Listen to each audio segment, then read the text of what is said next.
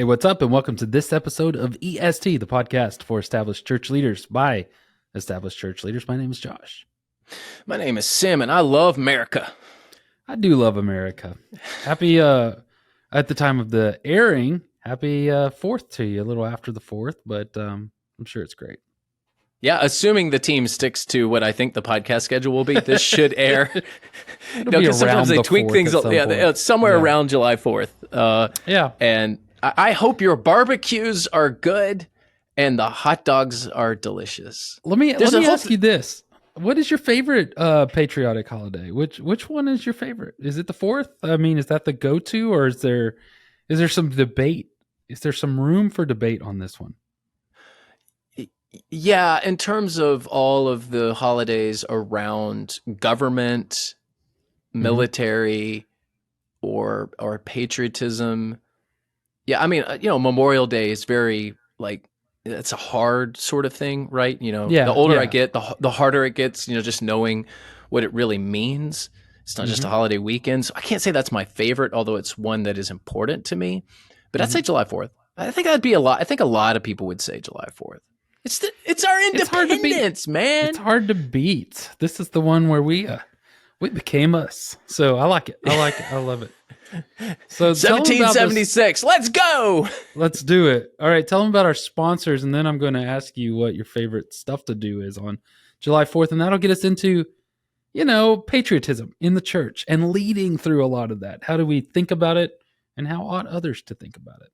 Yeah, well, we had Boyd Pelly on the last episode. So if you haven't listened to that one, you need to go check it out, because he did a really good job talking about why churches lag behind with technology. And Boyd's co-founder of a company that sponsors our show. They're named Church Teams.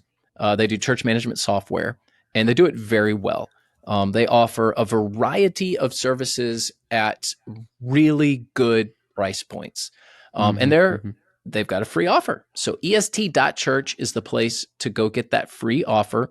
Now is the time to be thinking about church management software. Budget season will be coming soon. So it's summertime. So do your research, do your homework now.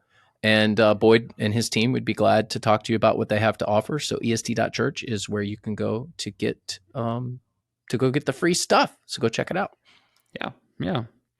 All right. So speaking of the 4th, what is your favorite patriotic sort of experience? Is it the fireworks? Is it the cookouts? Do you maybe go? I know a lot of people visit national, or what do you call them? National parks? Gravestones, where you decorate and remember that sort of stuff. What's your favorite activity to do?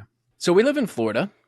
So what we do is we go to the beach. There's a particular beach that we go to that allows for outdoor fire pits. So I dig a pit, little hole, and we do some s'mores. I was about to say we roast hot dogs. We roast marshmallows and we cook hot dogs. Yeah. That's a bit of a family tradition. This particular beach also, I don't know if it's legal to do fireworks, but there's not really anyone that cares. So sometimes fireworks are involved. Right. But I do not teach my children to break the law. Right. What do you do? Just similar. I mean, we go to the lake. So I like that. I like watching fireworks over bodies of water, whether it's a lake or an ocean or whatever. So those are probably my favorite things to do. I also really, really enjoy baseball games, watching baseball games live. Other than that, the rest of the sport is incredibly boring. But live baseball games around patriotic holidays, something about it. I really dig it. I am very surprised. I did not know this about you because you're such a baseball hater. Oh, I can't stand it. But I love going to the games. It's live. Jackie, your wife loves baseball. She loves it. She does love it.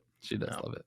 All right, so let's talk a little bit about topic at hand. We've got patriotism mixing with church leadership a lot of times. And there's no doubt about it. Listen, we are, both Sam and I, are very patriotic. We love our country. I was born on a Navy base. I'm a Navy brat. I lived on a couple different Navy bases. I mean, I love the country. I love the United States. Even the fact that we can sit here and debate and talk about patriotism within the church and church leadership and all that kind of stuff is in part due to the freedoms that we have as Americans. And so None of that's taken for granted. However, I think it would be equally silly to act like it doesn't cause a ton of stress and controversy for us as church leaders because we are either not patriotic or too patriotic, or we hate the country or we love, it's just crazy. All the way So down to, do you even have an American flag in your sanctuary?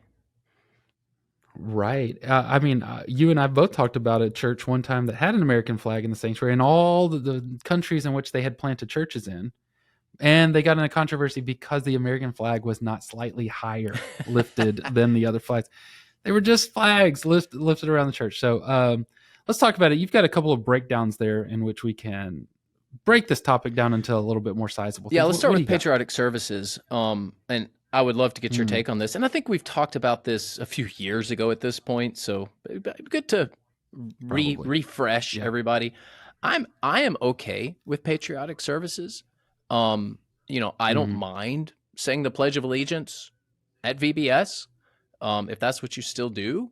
I don't know that we do anymore, but those are not things that bother me. We have a flag. We have an American flag in our sanctuary. It's off to the side. I'm sure 99.9% of our people have forgotten that it's there, but it's there.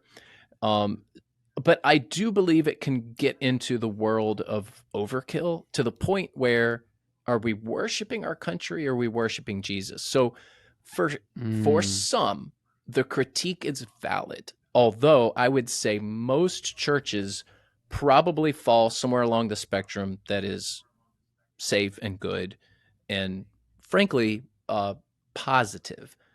So I'm all about, if there's hymns that have a little more patriotic bent, doing them in the service, acknowledging Independence Day. We certainly acknowledge Memorial Day and Veterans Day in our church. And for churches that don't, hey, you're free to do that. And I'm not angry at you at all. I would be more on the traditional side of this, though. I don't consider myself a traditional person or a traditional pastor. We're not really a traditional church at West Bradenton, but we do have traditional elements. And I would say this is one of them. We do something special on July 4th. We cancel our 11 o'clock service. We have a big block party. And this year, since I'm preaching through the book of Revelation, the sermon is, which at the time of this recording, I would have already preached it, the title is America in the book of Revelation. And that's what I'll be preaching on during the July 4th holiday. So yeah, we play into this a little bit, but here's why. It's contextual. Everyone talks, being relevant to the culture, being contextual. Well, you know what? We live in America. It's the nation's birthday, so we're going to acknowledge it. And if we lived in another country and they had an Independence Day, I would expect churches to at least acknowledge that too. So that's my 2 cents. But what say you, Josh King? Oh, it's so complicated. So I lean away from hymns so I would go maybe just one more step past what you're saying. I don't want the worship service to ever be diluted with anything. Now I kind of have a similar take for Mother's Day, Father's Day, 4th of July, any of these holidays. Essentially what I don't mind doing at all is just, hey, happy Mother's Day to you. If you're a mom here, we're going to talk a little bit about this. I will even maybe direct my sermon illustrations. My illustrations around the 4th may be a bit more patriotic or may have a lot to do with the way that we celebrate those. Or around Mother's Day, so there's definitely an acknowledgement of it because, like you said, it's contextual. However, the songs, everything's going to still be Jesus focused, as I'm sure yours are as well. Here's my deal. I just don't see it as the one shot. This is our one chance to be a Christian American. I see it as more holistically. So for 1 hour a week, and that's very, very generous. Most Christians, you're talking about 1 hour every 2 to 3 weeks. You have this dedicated worship service to our Lord and Savior Jesus Christ. So that 1 hour is going to be about Jesus. And then later on, we can go to the lake, same night. All of us can go to the lake and have a big party and be very patriotic and all that sort of stuff. It's like, one of the things that just came to my mind is I believe eating is very, very good for you. I think you need to eat as a human. I also believe that you need to work out as a human. I do not think you need to eat and work out at the same time. All right. And so I think they're both important. So, like you may not need to eat and work out at the same time, but you do need to do both. And so, what I would say is it's actually good for 1 hour a week, no matter what's happening. I don't let the holiday schedule or the headlines dictate what we're going to do in a service. Those are going to be about Jesus. But then later on, we can all go to the lake and have a great time. So that's kind of the way that I would trigger. I would go that way. I'm with you. If you don't mention the United States at all on those days, I'm not going to be upset with you. And if you are way over the top, I'm not going to be upset with you. That's not my church. And so you do as you are going to do. However, I have found like it's just a little bit safer to say, let's plan the 4th or the Mother's Day event or whatever outside of this. Here's going to be Jesus. So well, I'll just concede defeat on the analogy argument because you just completely stomped me with the whole eating and working out at the same time. Kudos to you because that was really, really good. Yeah. You did not change my mind, but I will concede defeat. Right. Yeah, it's hilarious. So jumping a bit here, and let's talk election season because we're about to get into that. Voter guides, telling people who to vote for, encouraging people to vote, even if you don't tell them who to vote for. What do you do when it gets all hot and heavy in the election season? Man, I would say stick to the issues. So whatever the major issues are on the ballot, that's something that you probably should address. Maybe again, you can say something like, okay, we've exegeted this text here in John chapter whatever, and here's a couple of ways that this can be applied to your life. For one is in the voters box. Here's a couple of ways that I think through this, and this is why I think that like you may want to consider deeply how this text applies to this issue. That's where I would stand. I think that there are times to talk about the character of a candidate and talk about how character does matter. I would just stay away from talking about particular candidates. Primarily, you don't know them. All you know is what news and sound bites say. You don't know if they're a horrible person or a great person. Well, some of them you do. You don't want to get into, it's not hard. It's like, they'll tell you themselves, and so, yeah. So I would just stay completely out of that and be like, look, it's just not, this is not the time for it. Again, you can hold forums, you can hold, let's talk about issues outside of the worship service. Let's hold a community forum where we're going to discuss these issues together and educate and inform. I love all that. I think that's great. But again, I would really just say, let's start with protecting the Sunday morning, the worship gathering, and then kind of try to fill those other situations. Otherwise, I don't do voter guides. I'm not allowing that in the church, that sort of stuff. There's a million times I've seen that go wrong where you think you can trust the source. And then later on you find out that was not a trustworthy source or it was packaged in a certain way. And, I just don't have time for all of that. So I wouldn't get involved in the actual election of it, but man, this one's going to be another heated one like the last two have been. And it's not going to be fun. I agree with you. I think it's going to be another contentious election season. We, when people want to bring voter guides, we actually hold them in our office. And if upon request somebody wants one, we will gladly say, well, here's what our church members have provided. We don't hand them out though. So we allow for voter guides, but only upon request, whichever, I'd say we probably have 10 people that request, every election season, 10 or 12 and I'm guessing there. So we keep them stocked just in case. And honestly, I don't check the sources. I probably should, but usually the people that are bringing them to me are trustworthy people. So, and I would encourage. And you can even say that, look, these were some that were dropped off by some good members of our church. And research them yourself, but this will give you a start. And that's what we do. I do encourage our members to vote. I don't have a problem doing that. Me too. I'm doing a whole series this fall on religious liberty. And if you know the history of Baptist, I'm Baptist. Josh, I don't know if you're still claiming to be Baptist or not, but you have a Baptist. Have a Baptist background. We basically invented the concept of religious liberty. That may be a bit of an overstatement, but we're certainly Baptists certainly are responsible for a lot of the religious liberty that we We have in the really are. United Yeah. States. So Yeah. Yeah. We're not bragging. We're just telling you history. This is how it goes. I'm doing both. I'm bragging on our history, and it is a fact. Yes, Pat, I wasn't around. Thank you, Roger. Thank you, Roger Williams. Thank you, Obadiah Holmes. Thank you, Yes. James Ireland. You can go research those names. They're awesome, awesome stories. Mhm. John Leland. Yeah, John yeah. Leland. The Yep. list is Mhm. long.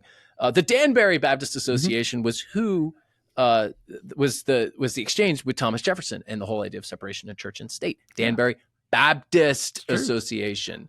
Uh, so It's we true. are very much involved in this, and I actually teach that in my church. It's part of being Baptist. Is you really should not call yourself Baptist unless you believe strongly in religious liberty for all.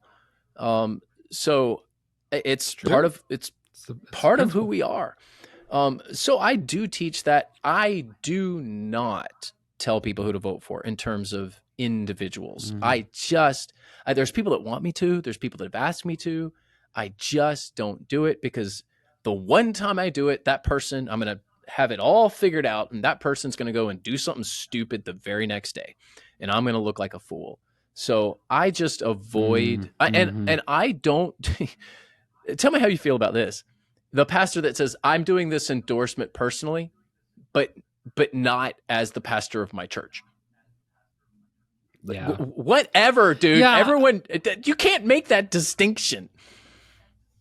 It's hard. Yeah, you can't make that distinction in reality. Nobody would care if you weren't the pastor of that church. And so I think you just got to be careful. If you decide to do that, fine. And we both know separation of church and state did not mean that we do not have a political, No, it was participation. We're not allowed stay to out of be my business involved. is what it was.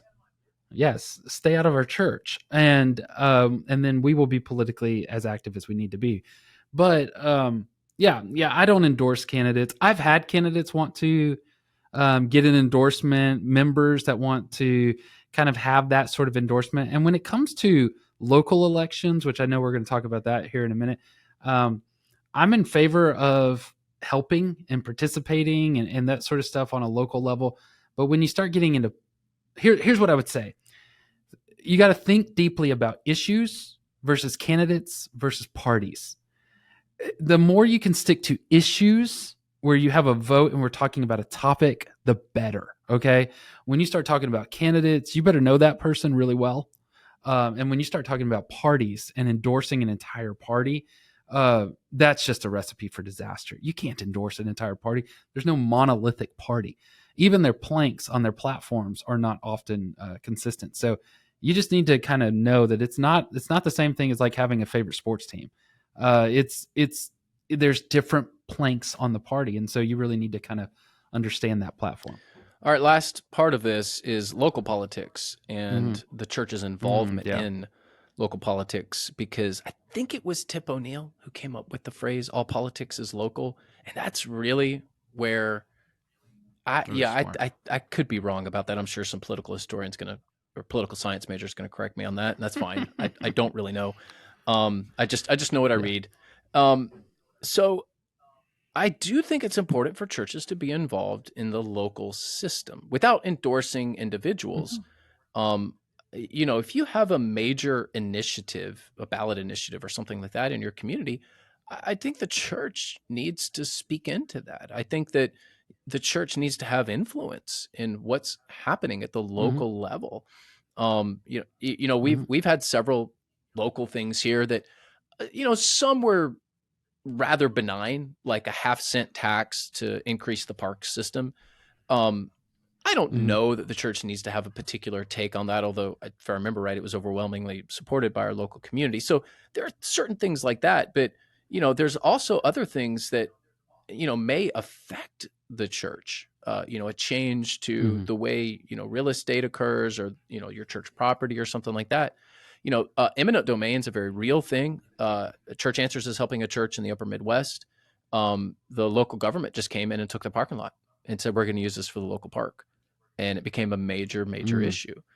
So I do think that the idea that the church can just be completely on the outside of the political sphere is a mistaken, if not dangerous, ideology.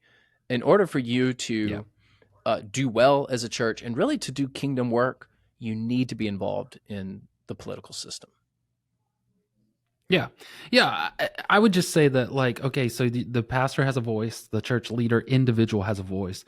The church sometimes will make statements. The church will make a policy. The church will, let's say they call a pastor. That is the, and it's, if it's a congregational church, that congregation is making a statement to saying this person is our leader. The church, you can't, and I have to explain this to people sometimes. It's like, well, what does the church believe about blah?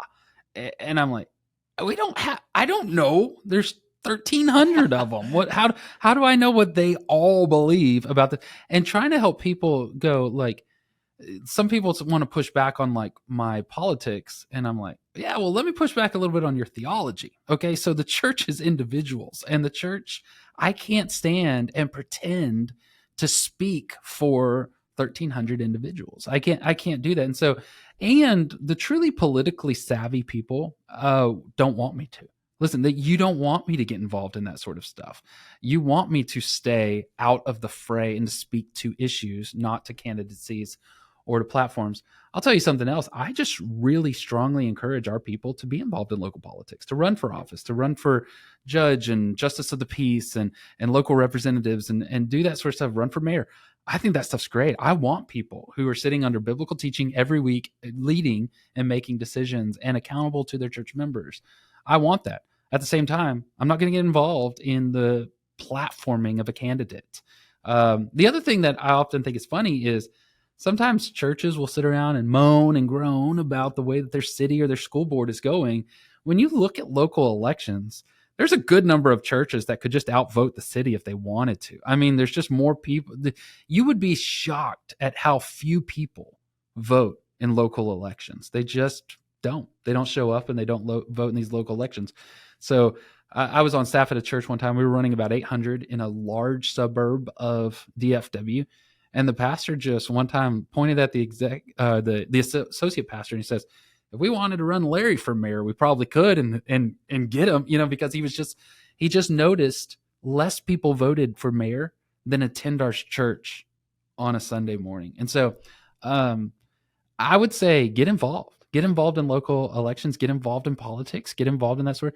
The Jesus did not surrender local politics to the world, and neither should the church. You should be involved in those things. At the same time, you ought not turn the local worship gathering into a political rally just for the sake of a party or a candidate, especially a candidate you don't know that's not a member of your church. Jesus interacted with the Sanhedrin quite a bit. He did. He got involved in it. Now he said, give Caesar what Caesar's, and that's fine. But at the same time, we are to work for the good of the city, to use the Old Testament terminology there. We are to be involved. And so I strongly encourage people to be involved. I strongly encourage people to be proud of their country, to be patriotic, to be thankful. That's probably a better word, to be grateful to be an American, or whatever country it is that you're from. But at the same time, we got to keep Jesus the primary thing, the preaching of the gospel the primary thing, the gospel being the thing that would be the best thing for the city, but then get involved. Be teachers, be lawyers, be judges, be welders, be farmers. Get involved in all Yeah, that. and I would say where the rubber is meeting the road the most, where the tension is probably the hottest, and where the church could arguably have the most influence, is in those school systems. And every community is a little different as to how the public school system works. There's a lot of complaints out there about school systems. Is your church involved?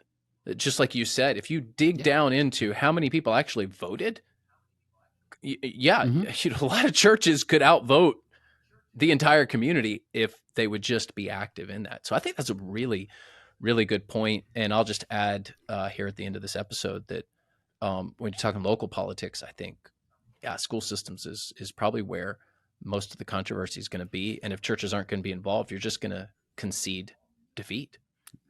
You're just conceding the ground. Yeah. All right. Well, there you go. Thank you for listening in. Hope you're having a good July 4th week. I like hot dogs, like just black, like, how they get that black, like crust on them. Oh, that's the way I like them. And the same with the marshmallows, like just almost black. I know I'm Mm. probably a little in the minority there. Yeah. No, listen, I'm more on your side than not. The people who are like, "Oh, I don't want it to catch on fire." What's wrong with you? Catch that marshmallow on fire. But I still like it to be a little brown. To me, the hot dog is done. It's got the lines on it. When the ends kind of open up a little bit, boom, it's ready.